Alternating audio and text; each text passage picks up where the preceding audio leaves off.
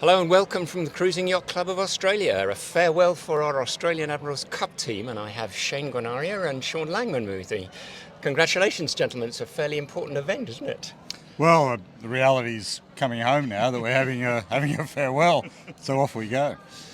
And Shane, we've just had a very interesting discussion with Peter Shipway emceeing and talking a bit about the boats. Tell us a little bit about the whole campaign first, how that came together. We went and chartered a boat in the Caribbean for the 600 last year, and that's where it really grew some legs, the idea of doing the Admiral's Cup. And we sat there over a long lunch, and from then we came back and it just grew legs. And then by November we had a team, and then the work started. So Sean, you're very strong on the history of sailing, and this must have been something as a kid you were really watching all the original sort of early years of Admiral's Cup when you were a youngster. This must be quite important to you doing this. Absolutely, like the opportunity to the Admiral's Cup. It wasn't on my radar, and when we took Maluka there 2 years ago, and the whole cow scene and the Fastnet, when this came up, the opportunity came up, and Justine Kerching said we're forming a team.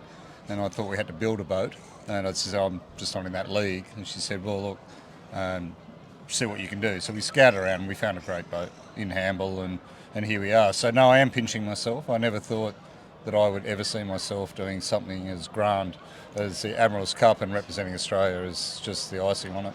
And I think you were saying about the Fastnet race, you'd be quite like to be there and mixing it with the rest of them and not actually arriving in Cherbourg when the tents are getting taken down with Maluka. I'm going to be very excited to arrive when the tents aren't being removed. Yeah, poor Pete Inchmold and I walked around a very rainy Sunday thinking we'd get some bit of merchandise, and I got back home and ended up with like a midriff little top that said Fastnet on it. So no, I'm quite excited about being there at the right time. Maluka was amazing, but this is going to be that much more special.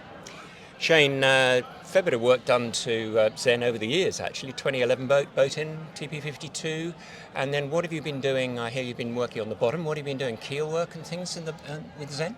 You know, the boat had a very unique strength that it went upwind like nobody's business. You know, you get to the top mark and turn a corner and you'd watch the fleet go by, and the issues were twofold. One, it was weight, and two, it was drag. So we underwent a program to try and get the boat sitting back on its lines without losing its upwind edge. So, the addition of carbon rigging went on it, and then that allowed us to pull nearly 280 kilos of weight off the bulb. So that was the benefits there were twofold. One was the weight; the boat was sitting out of the water, less wetted surface area. But two, less drag. And Sean's a big proponent on drag. He project managed the mods. We had about 3 different goes at it. The bulb came off twice to go back to the machine shop to get it exactly where we wanted it. And weight-wise and trim-wise, we're pretty much exactly where we wanted to be. And stability-wise, we're very, very close to what we were still. Sean, you have plenty of experience with RP boats, and you did a fair few mods to Moneypenny as well. And I gather you're doing quite a lot to Back to Black. Is that right? Yeah, we are doing a lot, and it's been a bit of a collaboration with Jason Kerr, Tony Beale from Michael Pure, and myself.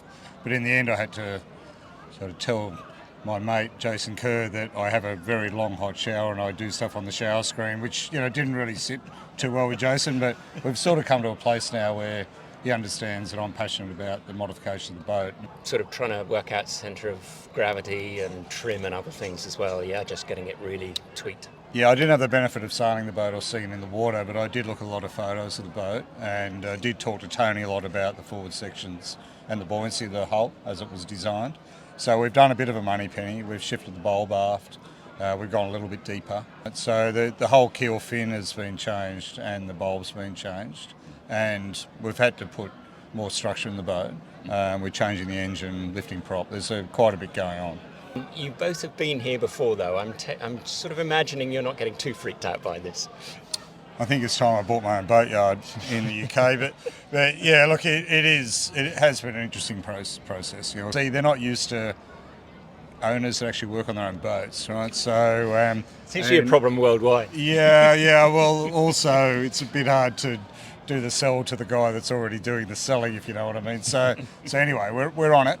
We seem to have respect for the people there, so it's good. Well, one last point, I suppose, or a question almost, as a man who did most of my big boat sailing initially in the Solent, that is a really complicated piece of water to sail in, isn't it? That's why we sort of dug deep and tried to find the best people for the jobs on the back, and the navigators and tacticians are going to be crucial. They're crucial in every day when you go racing, but over in the Solent, they're going to have to be absolutely on it, and we're lucky that the navigators and the tacticians from both boats are actually quite good friends. They've known each other a long time, sailed together and against each other, and they're already off. They've got their own little group chat going, and they're working on the weather modelling and tide modelling, and that from a month ago now. So I think we're going to be in as good a position as we can be, coming from a long way away to go and race on those waters. Yeah. Congratulations to both teams, and we look forward to seeing how we go in the Solent and around the Fastnet. Thank you both very much indeed. Thank you.